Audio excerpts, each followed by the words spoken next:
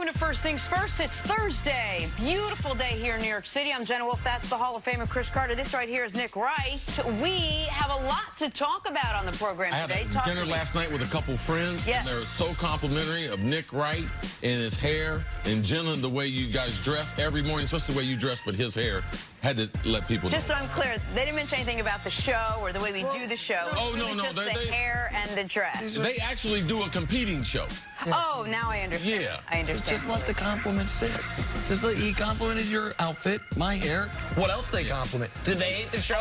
What about me? Have you met me, Nick? Her office, she don't have no office. Okay. And she gets dressed in a little, like, Okay. I'm just This is why you shouldn't have gone You're down right. this road. Nick, a lot to talk about today. It's not often, but is there already a right bump now, in the road for Cam Newton? We're killing Cam already. Y'all just we keep are scrolling. not I'm gonna read killing this. Cam. Plus, but we will ask why people are saying that LeBron will suddenly take a step back this season. But we'll start the show today across the way from the Lakers with the Clippers. New era for the Clippers officially began yesterday as the team introduced Kawhi Leonard and Paul George, not to each other. That would have been awkward. A franchise that has never sniffed supremacy in Los Angeles is now the favorite to win it all, which is why, without a doubt, Paul George and Kawhi Leonard know that they made the right decision. For me, it was a chance to come back home and to be a part of something that was already special. I'm not a guy that come in with an ego, with you know, that I'm the man. Like, I want to be a part of something special. I want to help build something special. And, you know, this is surreal to be home and do it for a team that I grew up and wanted to be a part of ever since they missed out on me in the draft. But that's another story. With Doc being a championship head coach, you know, that's something that I wanted, experienced coach. And the front office is, you know, very transparent with me. You know, they want to win, want to win again. And it's an opportunity for us to just build our own, you know what I mean, to make history. They haven't been to a finals. They haven't won a finals. So, you know, that was something big and exciting for me to, you know, make my decision.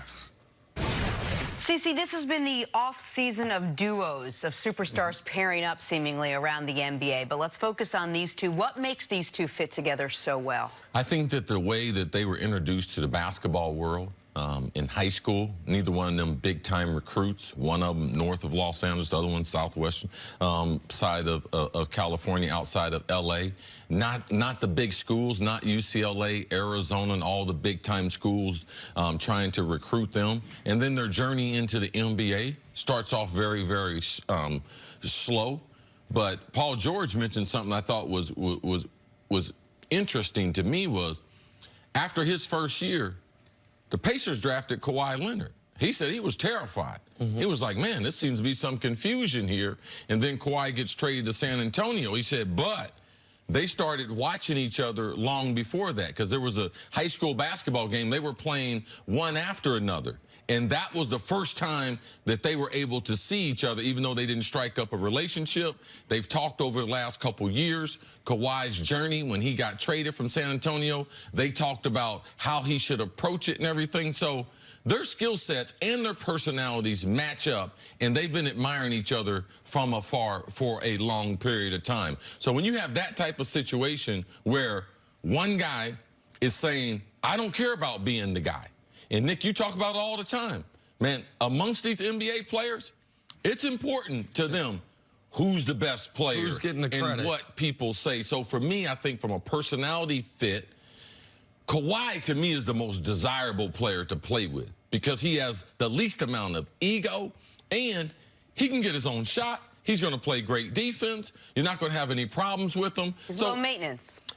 That part, it's inviting that I don't have to worry about trying to put out fires and worrying about some type of drama. I can just worry about on the basketball court because the season in itself is tough enough. So I just believe their personalities, their journey in basketball, they've been admiring each other from afar, and now they had the opportunity to be able to come together, and the Clippers pulled it off, and Lawrence Frank and the rest of that front office by bringing Paul George there. Paul George was excited to be able to play with Kawhi. So here's where I've landed on this. I don't think this is the perfect duo, but I do think Kawhi Leonard and Paul George are the types of players, low maintenance, does not have to have the ball in their hands at all times, will play great defense, that archetype fits well with every other type of player. Meaning this, if Kawhi Leonard was paired with any other superstar in the league, he'd be just about the perfect fit.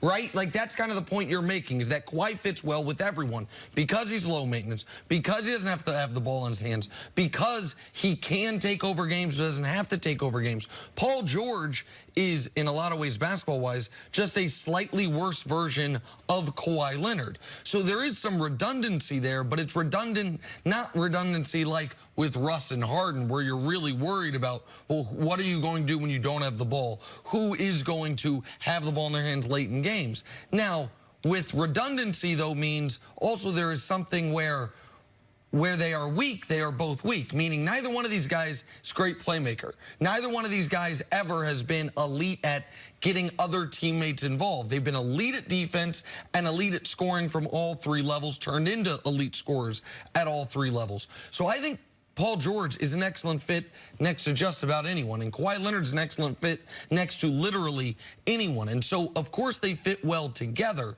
but because of the similarities, that's the only reason that I think the public might be a touch too optimistic about the Clippers, because where they are similar, they are also similarly deficient, even if it's only in a few areas. But what's the perfect fit in basketball now? You would typically say a guy like Magic Johnson, when he came and was able to take the basketball with the Los Angeles Lakers, they had Kareem Abdul-Jabbar.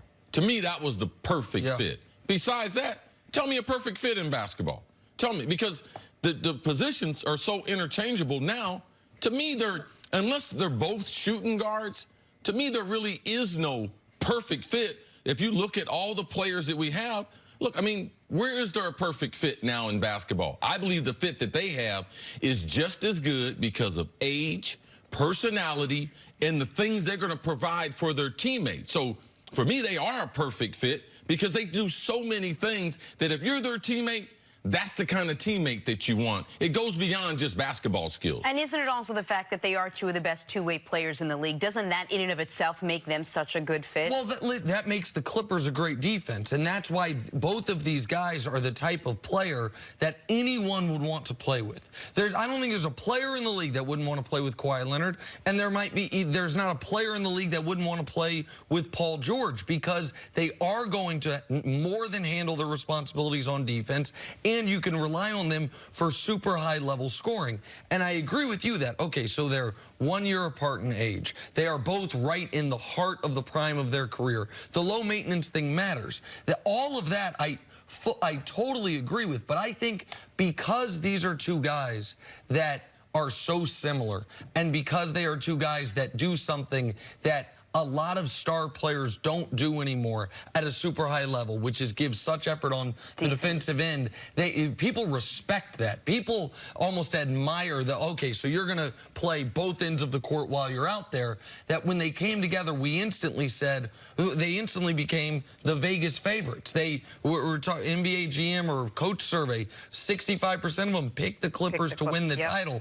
That might be a touch strong for me, but I think they're a perfect fit because these two guys are individually a great fit along any other great player because of the type of player they are. I think those general managers also saw the fit with that roster, how they have a lack of ego on that roster. Now they have their two best players that don't have the ego that we see with other players. And also, they happen to have a championship coach. Also, they have an owner that's committed to winning. He said it yesterday. I'm about that Larry O.B., man. He said, Kawhi, it's the first time I ever heard that. He said, but everything from here on out is going to be about getting the Larry O.B. So I think there's other things that people are looking at, but when you have two superstars and both of them are unselfish, I don't care that some of their skills are redundant. It don't matter. They're going to score at a high level. The part you're worried about, the Clippers, but also those teammates, when you show up to the gym, there is no better tandem than those two, because if they're not going offensively,